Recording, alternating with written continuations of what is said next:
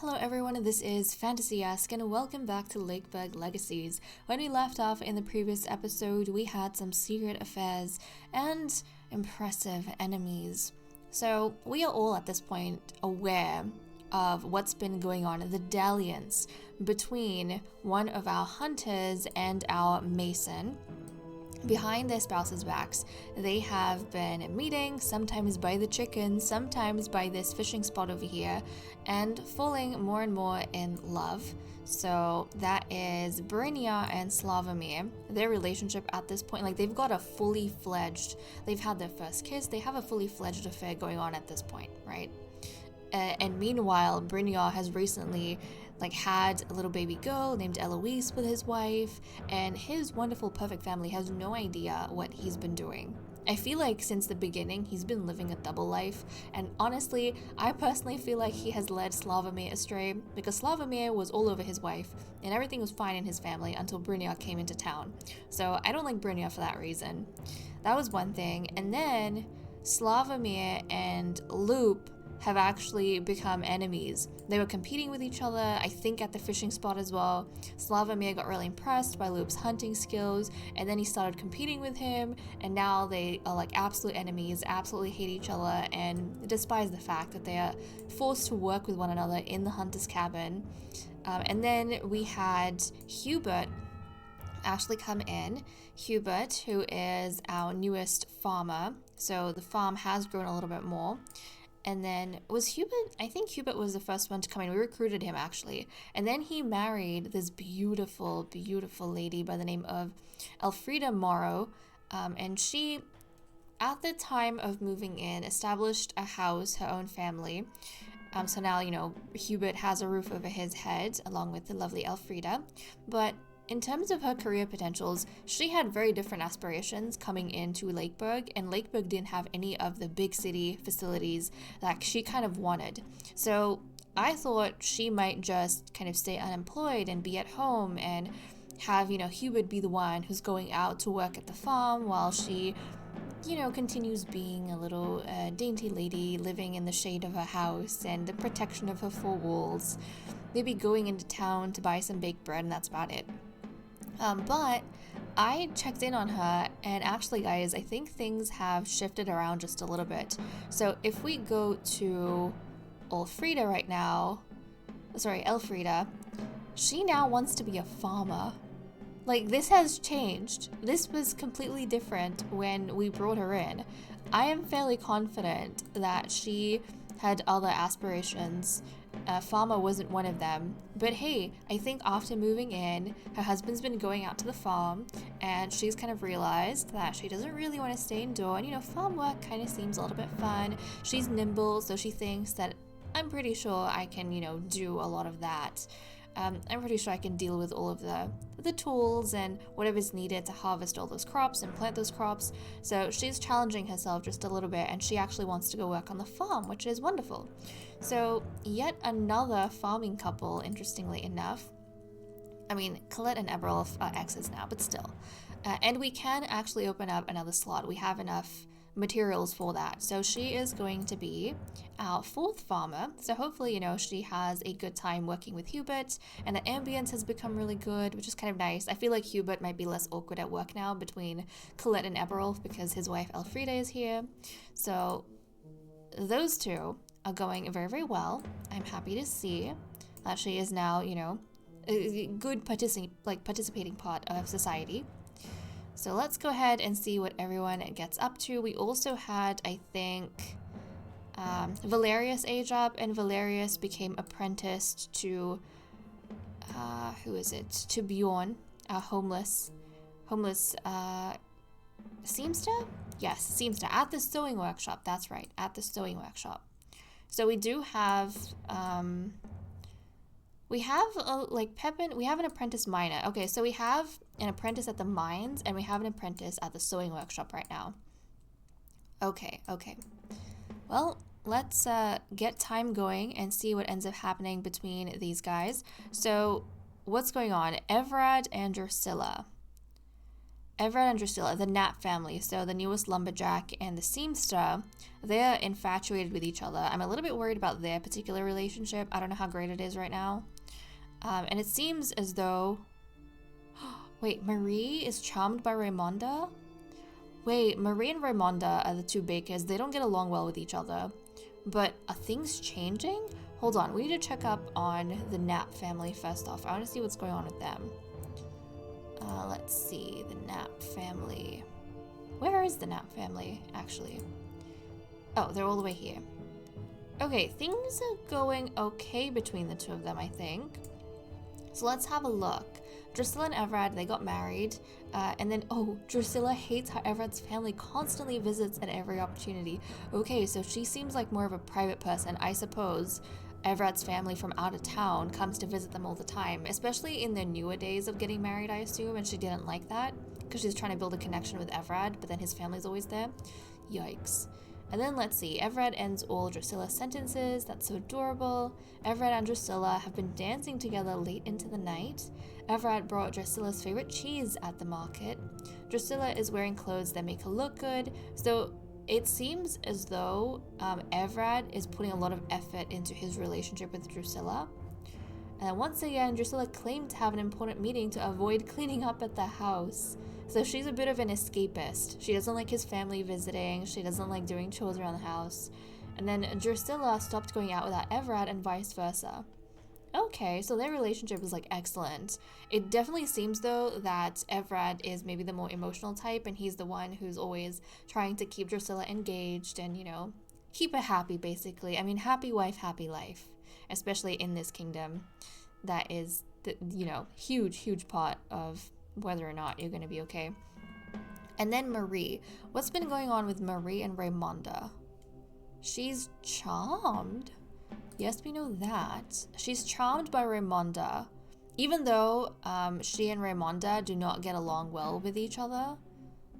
Okay, yeah, they don't get along well still, but who knows? Raymonda might be able to turn things around. Maybe. She dislikes Raymonda, but I suppose sometimes there are times, you know? There are moments when, even with your rivals, even with people you're not too fond of, you end up becoming a little bit charmed by something. Maybe she's rude usually, but just this one day she was unexpectedly nice and it kind of took Marie off guard. And I love that she is like a perfect match with her daughter. Like they have such a good relationship, Marie and Eloise. That's actually so sweet. Okay, well, so far things seem to be going good. And then we'll give some of our wheat for gold. Can never have enough gold, to be honest. Okay, let's keep going. See what else is happening in town. Okay, so Loop and Colette are now infatuated with each other. And then in love. So it feels like their relationship, like Colette and Loop, they're going up and down. It's going up and down. And I don't know who it is. I feel like Loop and Teresa were actually quite stable until Teresa passed away. So it might not be a Loop problem. But Colette, she had a similar situation with Eberulf, where they were constantly up and down, just not getting along with each other. So there might be some tensions on that front. Ooh. Raymonda and Marie. Okay, that brief moment of being charmed did not last too long because Raymonda and Marie are rivals. Yeah, they're rivals. They had a break outside the bakery and they went back to being rivals. Oh my goodness. The bakers. It's funny because it feels like nobody who works together actually likes each other's company. It hasn't happened in the sewing workshop just yet, but in the hunter's cabin we have rivals, at the bakery we have rivals, just rivals everywhere. And then let's see, Loop and Colette, yeah, they're back and forth between being in love and infatuated. Their relationship, their marriage is a roller coaster.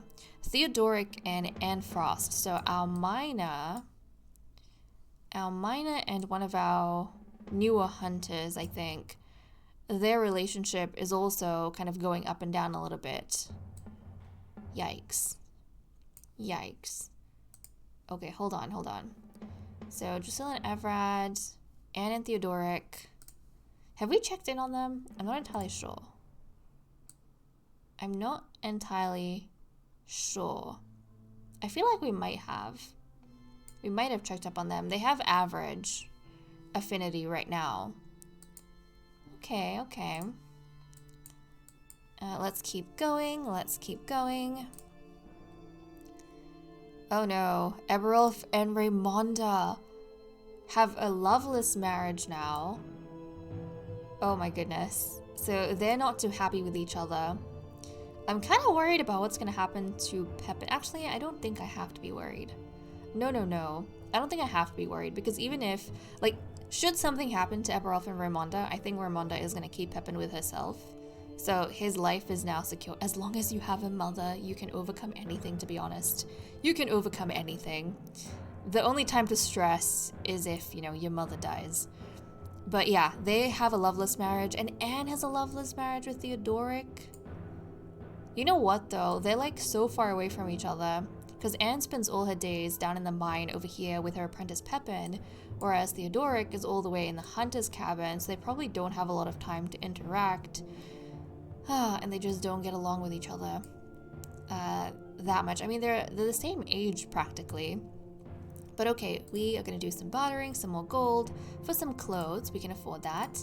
And we can do a new recruitment. So Rodent's Nest is where we have a vacancy. So let's go ahead and take a look. So we have Eamon Helvent, who could be a livestock farmer, man of the evening, or a farmer. So we could have yet another farmer with Eamon. He's 22 years old, a peasant. And then with Theodora Reynolda? She's 21 years old, a noble. Okay, she looks interesting too. We don't have anyone with eyes that light.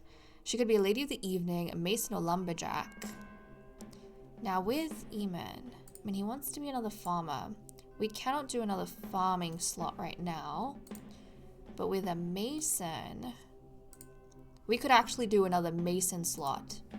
And that would actually help out with getting a bit more stone. So we might get Theodora, and she might be our newest mason. Okay, we'll recruit Theodora. Welcome, welcome. Let me take a look at Theodora. Where'd she go? I might change her last name. Theodora, oh my goodness.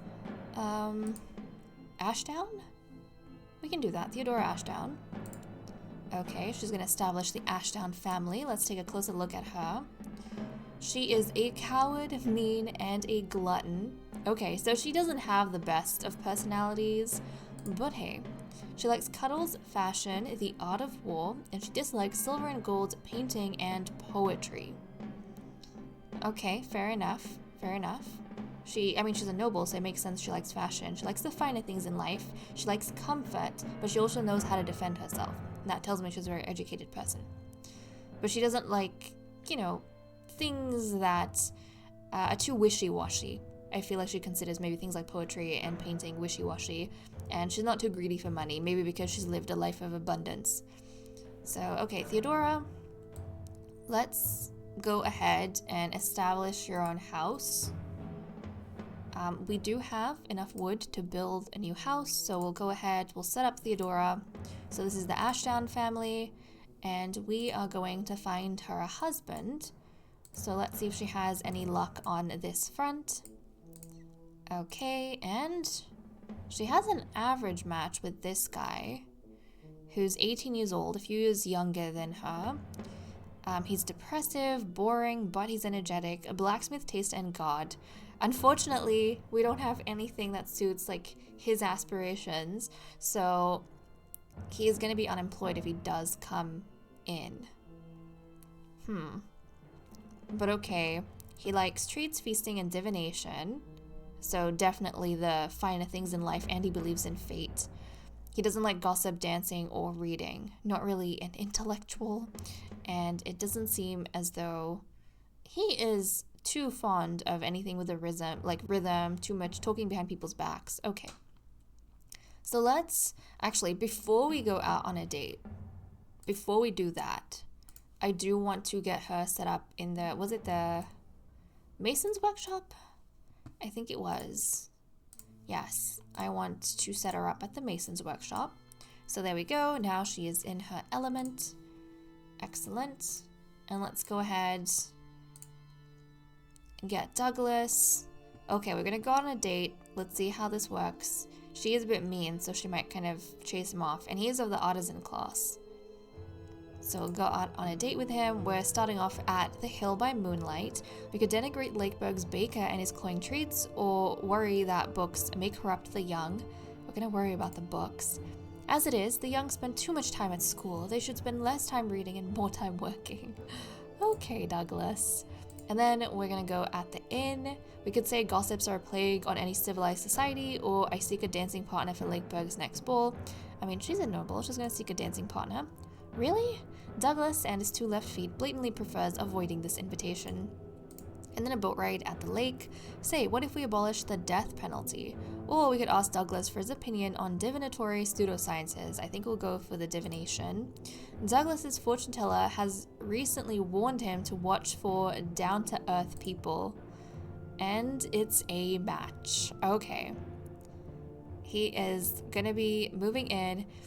Right, they have an average affinity. Their love meter is only at 1, but they're gonna get married.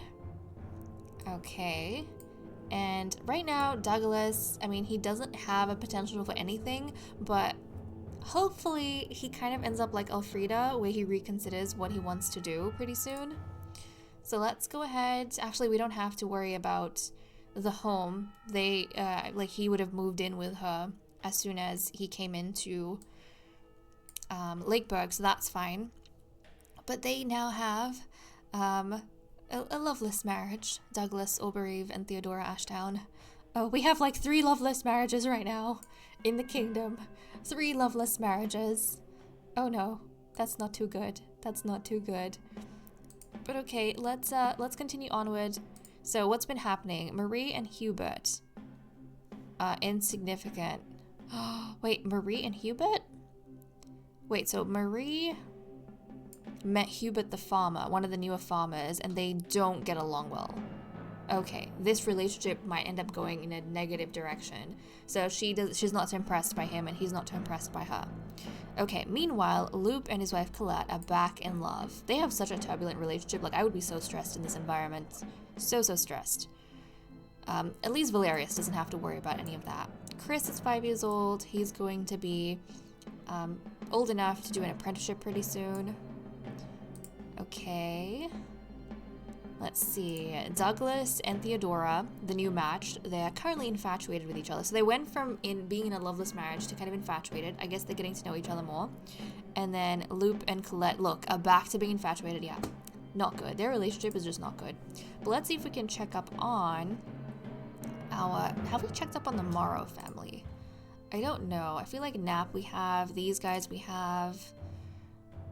Maybe we'll check up on the Morrow family. Yeah, I don't think we have. So, okay, they got married, I think in the last episode. Elfrida and Hubert baked a cake. A lot of flour and laughter flew across the room. Hubert took great care of Elfrida when she was sick. Hubert and Elfrida start singing their favorite song together. Hubert and Elfrida are still whispering words of love to each other.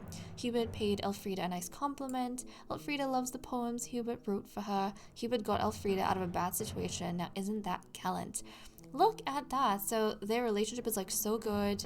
They get along well with each other. They're attracted to each other. They look after each other very nicely. And it feels like Hubert definitely picks up a lot of the slack for Elfrida. And he kind of has this protective bubble in which she exists. And I kind of love that dynamic. So good on them. The Mara family is doing very well. And then for these guys, Douglas still dreams of Theodora. Okay, so I think Douglas finds himself, even though they have an average affinity, he's probably very fascinated by Theodora and attracted to his wife, and he dreams of her, so that's kind of nice. That's kind of nice. Things are going well with them. Okay, let's... Oh! Oh, wow. Okay. So Raimonda and Everolf guys are divorcing. Raimonda is our baker, our second baker, is 35 years old now. Everolf, one of our farmers, is 40 years old at this point. And this is his second divorce. Oh my goodness. Well. Meanwhile, they're getting divorced over here. And Hubert and Elfrida are like madly in love. Their relationship is like so good. Oh my goodness. So now Bjorn... Bjorn and Eberolf basically out on the streets. This is Eberolf's second divorce. He just has not been having any luck with his wives, hasn't been really happy with any of his marriages. So I don't know, guys, is Eberolf the problem? I think Eberolf and Raymonda are jointly the problem, because this is Eberolf's second divorce. This is also Raymonda's second divorce. But at least, the one good thing that happened out of that is that Pepin was adopted by Raymonda into the Keller family. And now, even if his, adoptive father gets kicked out, he is secure. His life is okay now. There is nothing for him to worry about anymore. That makes me so happy. And also, look at Chris! Chris Ulwin, our lumberjack and hunter's son, has just become old enough to get an apprenticeship, and he looks absolutely adorable. He's he's actually such a handsome little kid, especially because he, according to Lakeburg's beauty standards, is considered one of the most beautiful people along with his mother. He actually genetically has inherited that. He's beautiful, so I love this. And it seems as though he wants to be a mason apprentice. So we'll go down to the mason's workshop and we'll apprentice him. We'll apprentice him to Brynja. Guys, the drama. You know why this is dramatic? Because his mentor is having an affair with his father. Oh my goodness, behind his mother's back. Yikes. I almost wonder if Theodoric... Actually, no, I've got the wrong guy. Slavomir. Chris's father is Slavomir. I almost wonder if his father is the one who set up this, apprenticeship. He was like, oh, hey, my son has some really good masonry potential. I know a great mason. And this is also an excuse for Slavomir to spend more time with Brynja, maybe out in the open, and he can kind of just say, yeah, I was just meeting up with Chris's mentor, just talking about how he's doing at the masonry. Nothing untoward. Oh my goodness. The drama. But okay, guys, with that said and done, I am going to leave off here. Thank you so much for watching. I hope you all enjoyed, and I will see you all next time. Bye bye.